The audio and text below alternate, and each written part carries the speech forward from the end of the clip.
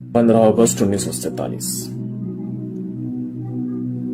ऐसा कहा जाता है कि 15 अगस्त 1947 को हमें आजादी मिली है। अखंड हिंदुस्तान को खंडित करके हिंदुस्तान का 1/3 भाग किसी नापाक लोगों को हाथों में सौंप देकर हमें आजादी का तोहफा दे दिया गया और कहते हैं कि हमें आजादी मिल गई। कैसा खेल खेल रहे हो यार। आज भी जब जब 15 अगस्त आता है ना, तब तब मन में बस एक ही सवाल आता है कि किससे आजादी पानी चाहिए थी हमने और कहां हमें आजादी मिली। एक तरफ जहां आजादी का ख्वाब लेकर हम अपने सीने में खंजर खुपसे हुए जी रहे थे, तो दूसरी तरफ हमारे देश का 1/3 हिस्सा हमारे आंखों के सामने ले गए। उस आजादी की बात करते हो तुम? लाखों लोगों के कत्लेआम कर दिए गए उस आजादी की बात करते हो तुम? उस पाकिस्तान की बात करते हो तुम?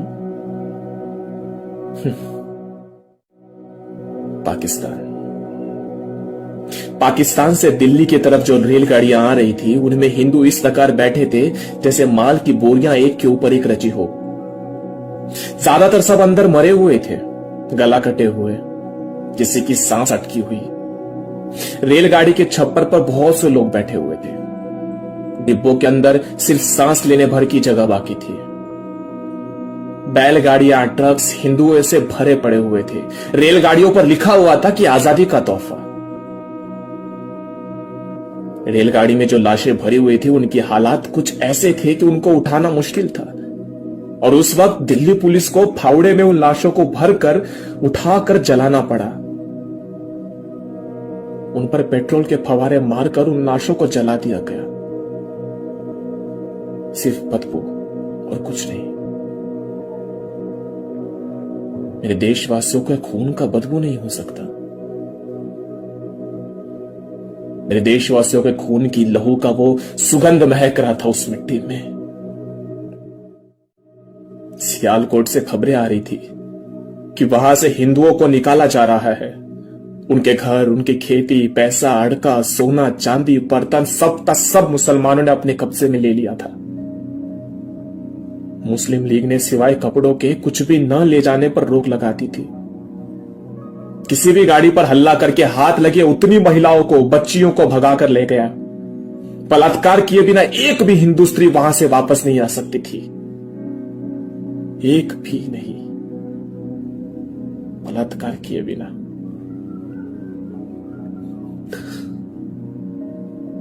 जो स्त्रियां वहां से जिंदा वापस आई, वो अपने वैद्यकीय जांच करवाने से डर रही थी। डॉक्टर ने पूछा क्यों? उन महिलाओं ने सिसकती आवाजों से जवाब दिया कि हम आपको क्या बताएं कि हमारे साथ क्या हुआ है। हम पर कितने लोगों ने बलात्कार किए हमें भी नहीं पता है। उनके सारे शरीर पर चाकुओं के घाव थे।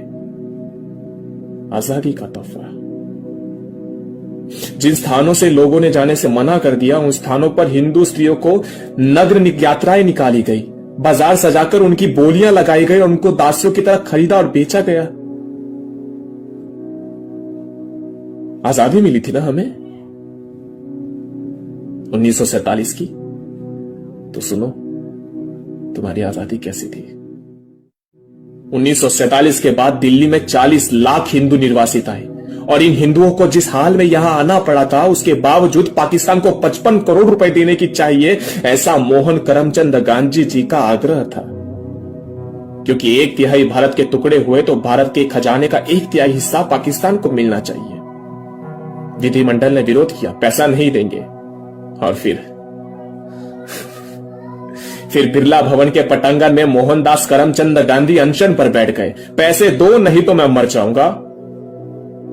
एक तरफ अपने मुंह से यह कहने वाले महात्मा जी की हिंसा उनको पसंद नहीं, और दूसरी तरफ जो हिंसा कर रहे थे उनके लिए अनशन पर बैठ गए थे। क्यों? क्या यह हिंसा नहीं थी? अहिंसक आतंकवाद की आड़ में दिल्ली में हिंदू निर्वासितों के रहने की कोई व्यवस्था नहीं थी। इससे ज्यादा बुरी बात तो यह है कि दिल्ली में खाली पड़ी मस्जिदों में जब हिंदुओं ने शरण ली, तब बिरला भवन से मोहनदास करमचंद गांधी जी ने अपने भाषण में कहा कि दिल्ली पुलिस को मेरा आदेश है कि मस्जिद जैसे चीजों पर हिंदुओं का कोई ताबा नहीं रहना चाहिए। निर्वासितों को बाहर निकालकर मस्जिदें खाली करे, क्योंकि महात्मा जी की दृष्टि में जान सिर्फ मुसलमानों की थी, हिंदुओं में नहीं थी। जनवरी की कड़कड़ाती ठंड में हिंदू महिलाओं और छोटे छोटे बच्चों को हाथ पकड़कर पुलिस ने मस्जिद के बाहर निकाला। गटर के किनारे रहो लेकिन छत के नीचे नहीं, क्योंकि तुम हिंदू हो। 40 लाख हिंदू भारत आए थे ये सोचकर कि भारत हमारा है। ये सब निर्वासित गांधी जी से मिलने बिरला भवन जाते थे, तब गांधी जी माइक पर सबसे कहते थे कि क्यों आए हो यहां अपना घर जायदाद बेचकर, वहीं पर अहिंसात्मक प्रतिकार करके क्यों नहीं मर गए। यही अपराध हुआ तुमसे। और ये महात्मा किस आशा पर पाकिस्तान को 55 करोड़ रुपए देने निकले थे। कैसा होगा वो मोहनदास करमचंद गांधी जी, कितना महान, जिसने बिना तलवार उठाए 35 लाख हिंदुओं का नरसंहार करवा दिया। 2 करोड़ से ज्यादा हिंदुओं को इस्लाम में धर्मांतरण हुआ और उनके ज्यादा 10 करोड़ से लोगों को बंदी बनाकर जबरन इस्लाम में ले लिया गया। 20 लाख से ज्यादा हिंदू नारियों को जबरन मुस्लिम बनाकर अपने घरों में रखा गया।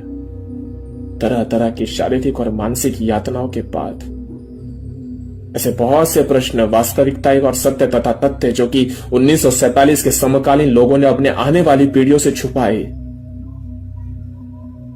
हिंदू कहते हैं कि जो हुआ उसे भूल जाओ, नए कल की शुरुआत करो। परंतु इस्लाम के लिए तो कोई कल ही नहीं, कोई आज ही नहीं। वहां तो दारुल हर्ब और दारुल इस्लाम के बदलने के ही लक्ष्य है। पल प्रतिपल विभाजन के बाद एक और विभाजन का षड्यंत्र। ये कैसी आजादी थी? ये कैसा आजाद देश था? अच्छा एक बात बताओ, आजादी मिल गई, मोहनदास करमचंद गांधी को पूरा श्रेय देते हो, मान लिया। लेकिन इतना सब होने के बावजूद भी जब लाखों करोड़ों लोग मर गए, क्या यह तुम्हारे लिए सहने वाली बात थी? बापू ने जो किया उनके लिए उनको शत शत कोटि कोटि वंदन। पर बापू, विभाजन का पाठ आपने गलत पढ़ा दिया और इसी से व्याकुल हुआ पंडित नथुराम हुतात्मा गोडसे और छान कर रख दिया उनके सीने में गोलियां। लेकिन उसके बाद जो हुआ वो असहनीय था।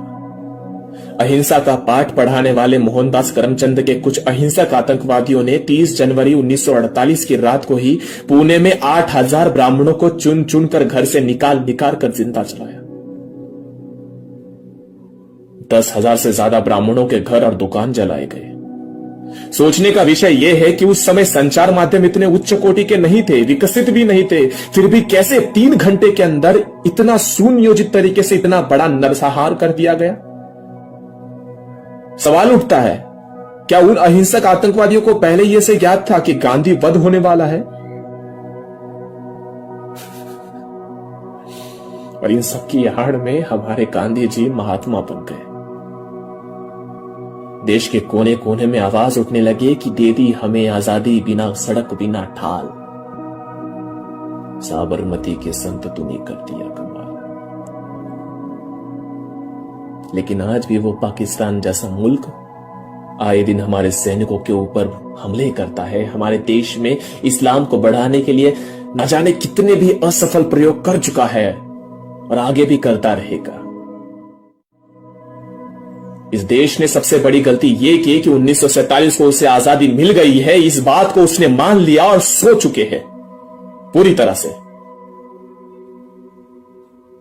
अब कहोगे कि आपका सपना क्या है, तो अंत में बस इतना ही कहूंगा, अपना धरती अपना राज। छत्रपति शिवाजी महाराज का एक ही स्वप्न, संपूर्ण स्वराज। अखंड अखंड हिंदुस्तान मेरा स्वराज।